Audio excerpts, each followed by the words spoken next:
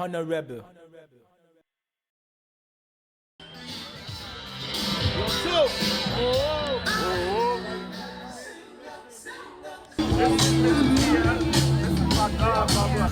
This is Tracy Mack, man. She's like an aunt. Yo, this is my documentary.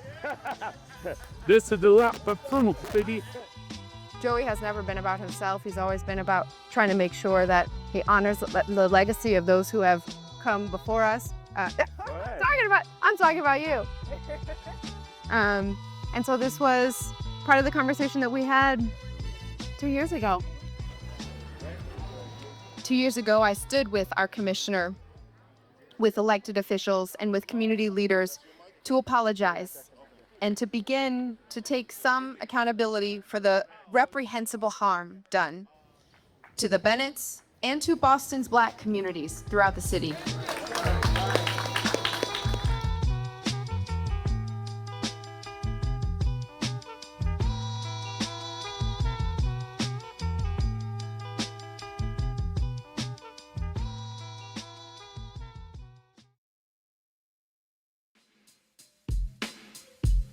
What up, kid? I know shit is rough doing your bid. When the cops came, you should have slid to my crib. Fuck it, black, no time for looking back. It's done. What's up? I'm Joey Toot Bennett. Grew up in Boston, Mass, Roxbury section, Mission Hill projects. This is where Mission Hill was Mission Hill. This is where it was outside of these projects. This is our block right here.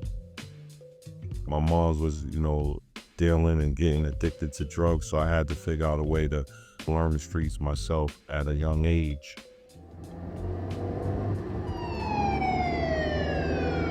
Around 15 years old, there was a case that happened in Mission Hill Projects. Good evening. Here's what's happening tonight. Boston police continue an intense manhunt, rounding up anyone who might have information about the abduction and shooting of a Redding couple in Roxbury. It was like crazy, like the police stripping us butt naked in October, running up in hallways. November 4th, I think they got the call that somebody allegedly told them that my uncle Willie Bennett did it, and it was hell to be paid for my family. Police first tried to find 39-year-old Willie Bennett at home at the Mission Hill address he'd lived at until 3 months ago. They then went to Bennett's sister's apartment in the same housing project. Still no suspect. That's my bedroom. That's my bedroom.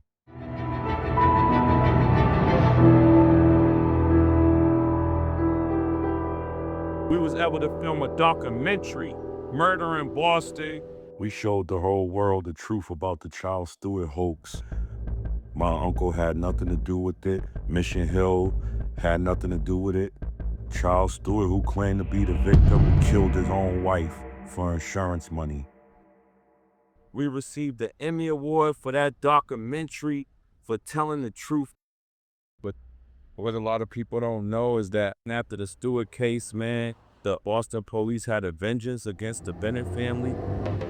Boston police had intentions on inflicting harm on me and putting cases upon me. They were still mad, so I would get driving without a license, driving under suspension. Every chance they get, petty casing, up until that serious case happened. Got arrested January 16, 1997 for a murder that I didn't commit. I was sentenced to life in prison. It was a struggle, it was a fucking hell. After more than 22 years in prison, a man convicted for murder is at home with his family right now. A judge ruled to release him after deciding he deserves a new trial.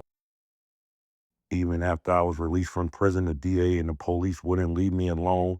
And then finally, in December 4th of 2024, all charges was dropped.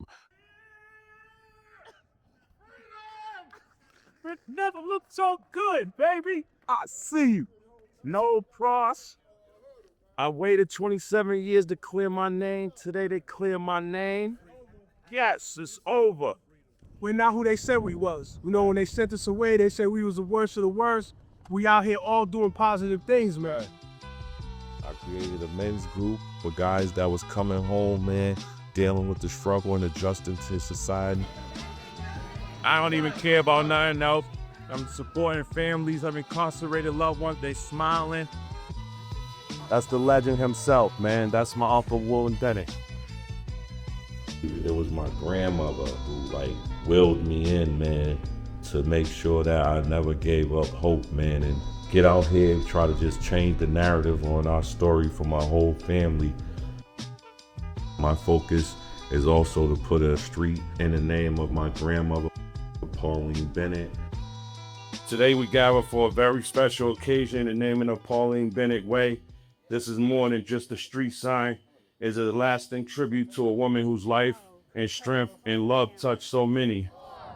3, 2, 1.